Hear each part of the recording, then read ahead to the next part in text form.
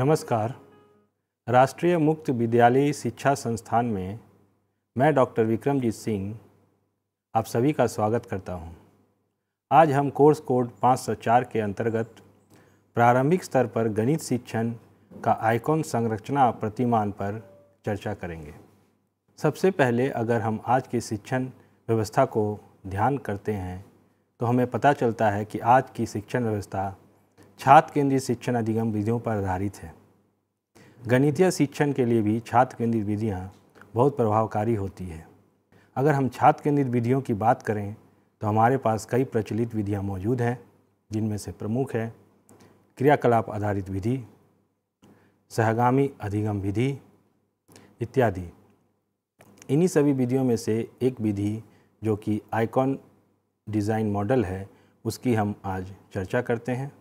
Dalton school के computer तकनीक आधारित अधिगम वातावरण से प्रेरित होकर कोलंबिया विश्वविद्यालय शिक्षक कॉलेज के बी जॉन ब्लैक, मैंग क्लिंगटोंग एवं ओ रॉबी ने एक नए डिज़ाइन मॉडल को दिया, जिसे कि हम आइकॉन मॉडल के नाम से जानते हैं।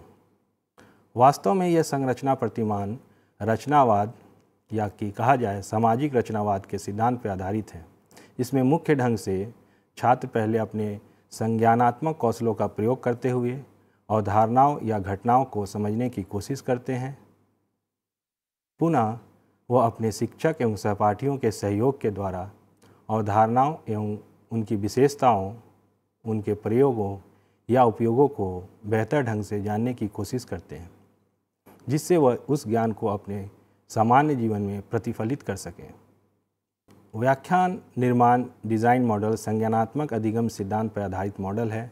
इस मॉडल का विवरण अगर हम देखें तो हम पाते हैं विभिन्न प्रकार के अनुदेशात्मक सिद्धांतों को संबोधित करते हुए ये ऐसे अनुदेशन अनुभव पर आधारित है जिसमें अवलोकन एवं सूचनाओं का सृजन किया जाता है। इसमें निहित लक्ष्य एवं शर्तें क्या है? पृष्ठभूमि के संदर्भ पर आधारित जानकारियाँ एवं अवलोकन के आधार पर व्याख्या इसका प्रमुख लक्ष्य है। इसमें निहित सिद्धांत क्या है? तो अधिगम प्रक्रिया का वर्णन एक अच्छे अध्ययन का सूचक होता है। अर्थात अगर हम अधिगम प्रक्रिया का वर्णन कर दें तो अवश्य ही यह अच्छे अध्ययन का सूचक होगा। दूसरा, अधिगम प्रक्रिया प्रामाणिक कार्यों एवं अनुकूल परिस्थितियों में ही निहित है। अर्थात अधिगम प्रक्रिया के सफलता के लिए अनुकूल परिस्थितियों को तैयार करना निहित ही आवश्यक है। इस अधिगम के लिए किन परिस्थितियों की आवश्यकता है? तो हम पाते हैं कि जब छात्र ज्ञान का सृजन करते हैं तब वह अध्ययन ही कर रहे होते हैं। अतः इस बात को ध्यान रखने की आवश्यकता है कि जब छात्र अपने अध्ययन में संलग्न हो तो ये हमेशा सोचा जाए कि वह कुछ अध्ययन ही कर रहे हैं, कुछ सीख ही रहे हैं। सबसे बेहतर अध्ययन उसके लिए अनुकूल तैयार पर्यावरण में ही संभव होता है। इसके लिए कौन कौन से अभिष्ट साधन की आवश्यकता है? अगर इस मॉडल के बारे में हम जानकारी एकत्रित करें तो हम ये पाते हैं कि इस मॉडल में किसी भी विशिष्ट साधन की आवश्यकता की ज़रूरत नहीं है। तथापि अगर आपके पास कुछ उपलब्ध साधन हो तो आप उसे प्रयोग कर सकते हैं। इसमें शिक्षक या सहायक का क्या कार्य होगा? शिक्षक इसमें अध्ययन समर्थक पर्यावरण का निर्माण करता है, अर्थात वह स्टडी सपोर्ट इन्वायरमेंट का निर्माण करता है। अब हम इस डिज़ाइन मॉडल के विभिन्न चरणों को देखते हैं। इसमें पहला चरण होता है अवलोकन या ऑब्जर्वेशन। इसमें विद्यार्थी वास्तविक परिस्थितियों में चीज़ों का अवलोकन करते हैं। उदाहरण के लिए अगर हम इस प्रसंग को देखें जिसमें विभिन्न प्रकार के ज्यामितीय आकृतियों की पहचान करानी हो, उसमें विद्यार्थियों को विभिन्न प्रकार के ज्यामितीय आकृतियों का मूर्त स्वरूप या मॉडल प्रदान किया जाएगा, जिनका वे ध्यान से अवलोकन करेंगे। इस मॉडल का दूसरा चरण व्याख्या की संरचना या इंटरप्रिटेशन कंस्ट्रक्शन कहलाता है। विद्यार्थी विभिन्न प्रकार की व्याख्या एवं उसके पीछे का औचित्य तय करते हैं। अर्थात विद्यार्थी अवलोकन के पश्चात विभिन्न प्रकार के व्याख्याओं के साथ सामने आते हैं और साथ ही वह ये भी बताते हैं कि उसके पीछे का औचित्य क्या है। हम जिस उदाहरण को लेकर आगे बढ़ रहे हैं उसमें अगर देखा जाए तो विद्यार्थी विभिन्न प्रकार की आकृतियों के मॉडल का अवलोकन कर उनकी अपनी व्याख्या बताएंगे और साथ ही उनके इस व्याख्या या विवेचन के पीछे का औचित्य को भी बताएंगे। अर्थात वे इन आकृतियों का स्वयं से नाम दे सकते हैं या उनकी विशेषता बता सकते हैं। इस अनुदेशन का तीसरा चरण प्रासंगिकता या संदर्भ तय करना, जिसे कि हम कॉन्टेक्सचुअलाइजेशन कहते हैं, होता है। विद्यार्थी अपनी व्याख्या से संबंधित जानकारी एकत्रित करते हैं।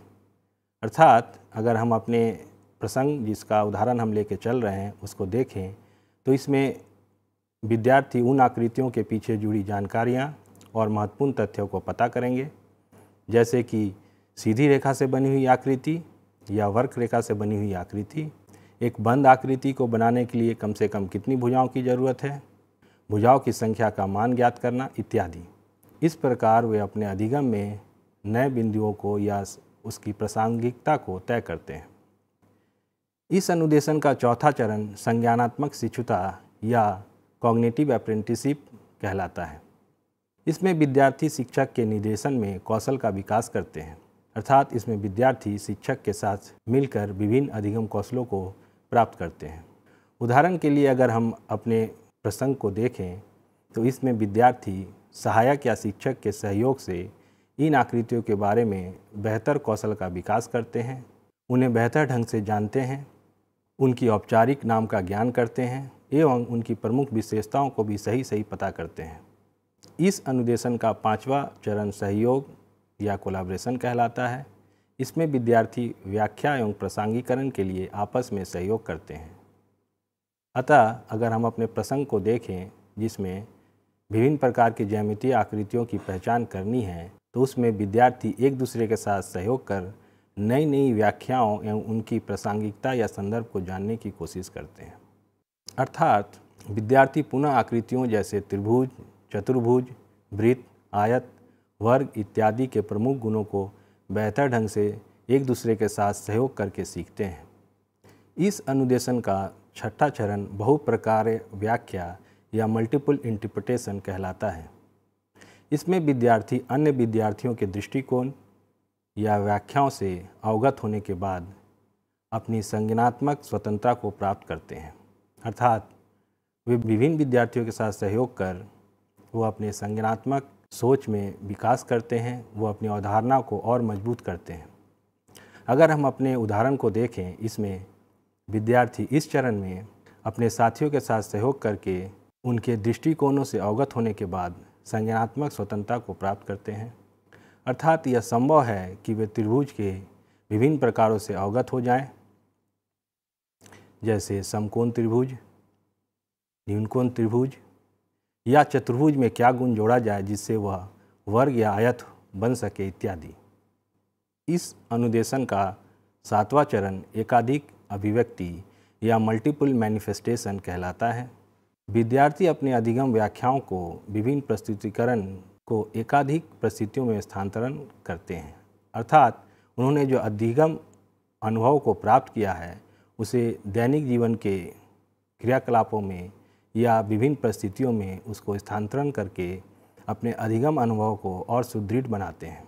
उदाहरण के लिए अगर हम अपने प्रसंग को देखें जिसमें हम ज्यामितीय आकृतियों की पहचान के ऊपर चर्चा कर रहे हैं, इसमें इस चरण में विद्यार्थी विभिन्न ज्यामितीय आकृतियों की अवधारणा से अवगत होने के पश्चात तथा उनकी विशेषताओं, उनकी पहचान, उनके बीच अंतर इत्यादि को जानने के पश्चात इसका उपयोग विभिन्न प्रकार के प्रयोगों या समस्याओं के समाधान में करने की कोशिश करते हैं। वे विभिन्न प्रकार की ज्यामितीय आकृतियों को जोड़ने से बनी आकृति की कल्पना कर सकेंगे या नाम तय कर सकेंगे। वे विभिन्न ज्यामितीय आकृतियों जैसे कि त्रिभुज, चतुर्भुज के विभिन्न प्रकारों को बता सकेंगे इत्यादि। इस तरह से हम इस अधिगम के सातों चरण को पूरा करते हैं। अब इस अधिगम में या इस अनुदेशन में मूल्यांकन किस प्रकार हो, इसकी हम थोड़ी बात कर लेते हैं। विद्यार्थियों के अधिगम क्षमता का मूल्यांकन वास्तविक या प्रमाणिक कार्यों या गतिविधियों द्वारा किया जा सकता है। उदाहरण के लिए हमारे दिए गए उदाहरण में छात्र विभिन्न प्रकार के ज्यामितीय आकृतियों से जुड़े तीन वस्तुओं को एकत्रित कर शिक्षक को प्रस्तुत करेंगे, या विद्यार्थी ग्राफ पेपर के प्रयोग के द्वारा विभिन्न प्रकार के ज्यामितीय आकृतियों की विशेषता को दर्शाने के लिए उनकी रचना करेंगे। जैसे त्रिभुज के विभिन्न प्रकार या चतुर्भुज के विभिन्न प्रकार इत्यादि। तो विद्यार्थियों, आज हम लोगों ने प्रारंभिक स्तर पर व्याख्यान प्रतिमान मॉडल की चर्चा की, अर्थात आइकॉन मॉडल के ऊपर चर्चा की। इस मॉडल की विशेषता को जाना, पहचाना, इसके चरणों से अवगत हुए, इसके अंतर्गत एक उदाहरण की चर्चा की।